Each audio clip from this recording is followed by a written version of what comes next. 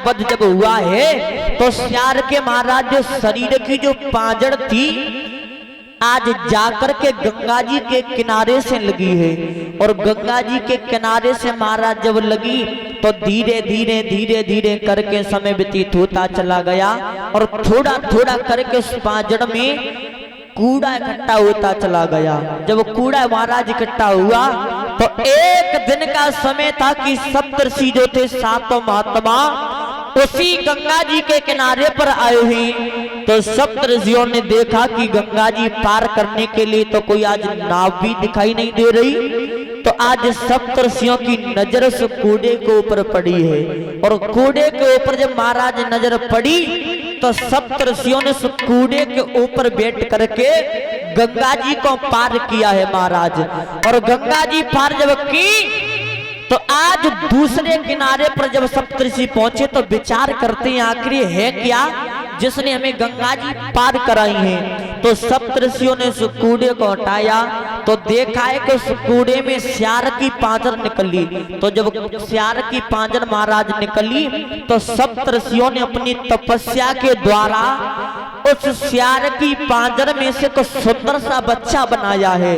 और इधर गंगा जी समझा रही है महाराज प्रतीपकों की महाराज जो सप्तर्षियों ने अपनी तपस्या के द्वारा जो सुंदर सा बच्चा बनाया था श्यार की पांजर में से वो यही बच्चा है जिसे आप अनाथ समझ करके ले जा रहे हो। महाराज जी अनाथ नहीं मेरा पति है। बोलिए गंगे मैया की। आज भक्तों जब इतनी बात महाराज ने सुनी तो जवाब दो महाराज गंगा जी कि अभी तो ये बालक छोटा है, अगर अभी तो हम इस बच्चे को ले जा रहे हैं और ये बालक जो है शादी के योग्य जब हो जाएगा तो हम तुम्हारी शादी इस बच्चे के साथ में करा देंगे। तो आज भक्तों महाराज उस बच्चे को लेकर के चले आए अपने महलों में। और जब महलों में लेकर आए उस बच्चे को तो उसी बच्चे का नाम रखा है महाराज शांतनु।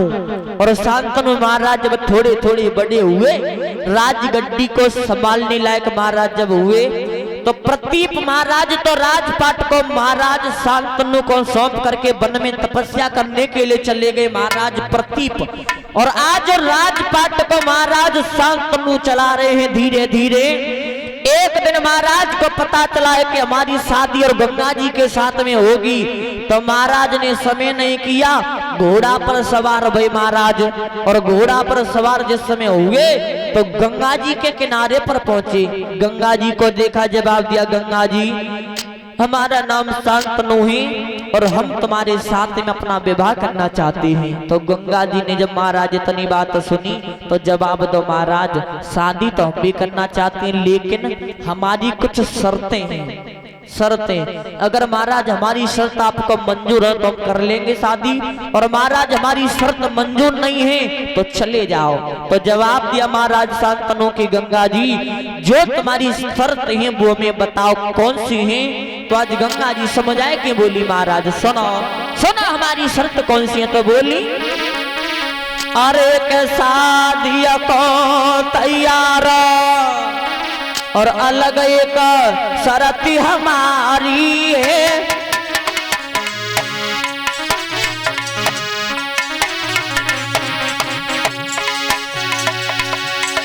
अरे अलग एक शर्त हमारी है।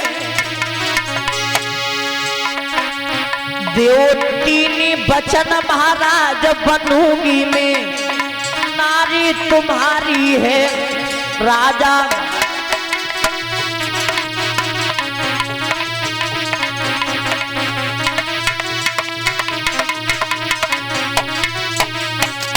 गंगा जी ने जवाब दिया महाराज हमारी 3 शर्तें हैं। तो महाराज ने जवाब दिया गंगा जी जो तुम्हारी शर्तें वो हमें बताओ कौन सी है। तो महाराज को समझ आए कि बोली गंगा जी की महाराज हमारी पहली शर्त ये है कि हम तुम्हारे साथ में विवाह तो करेंगे लेकिन तुम्हारे महलों में नहीं जाएंगे। और दूसरी शर्त महाराज हमारी ये है कि हम जो कार्य करेंगे उसमें आप बाधा नहीं डालोगे। और महाराज तीसरी शर्त ये है कि अगर आपने हमारे किसी भी कार्य में बाधा डाली तो हम तुम्हें छोड़ करके हमेशा हमेशा के लिए अपने लोक को चली जाएंगी। गंगा जी ने जवाब दो, महाराज हम चाहे कुछ भी करें, किसी का सम्मान करें चाहे किसी का अपमान करें, लेकिन आप बीच में बाधा नहीं डालोगे। जब इतनी बात सुनी, अरे करमया जो बन गौ सरनामी,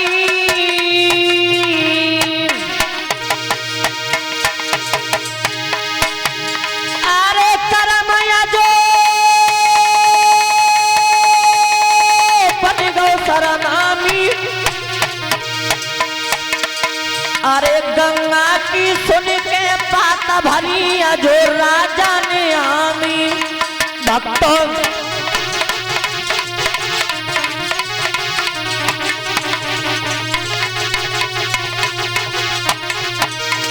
जवाब दिया गंगा जी ने, महाराज हमारी ये शर्तें हैं, अगर आपको हमारी शर्त मंजूर है तो महाराज तुम्हारे साथ में विवाह करने के लिए तैयार हैं, और महाराज शर्तें मंजूर नहीं है तो चले जाओ, हम तुम्हारे साथ में विवाह नहीं करेंगे। तो आज भक्तों महाराज ने जवाब दिया कि गंगा जी तुम्हारी जो शर्तें हैं वो हमें मंजूर हैं, तुम्हारी सब शर्तें मंजूर हैं।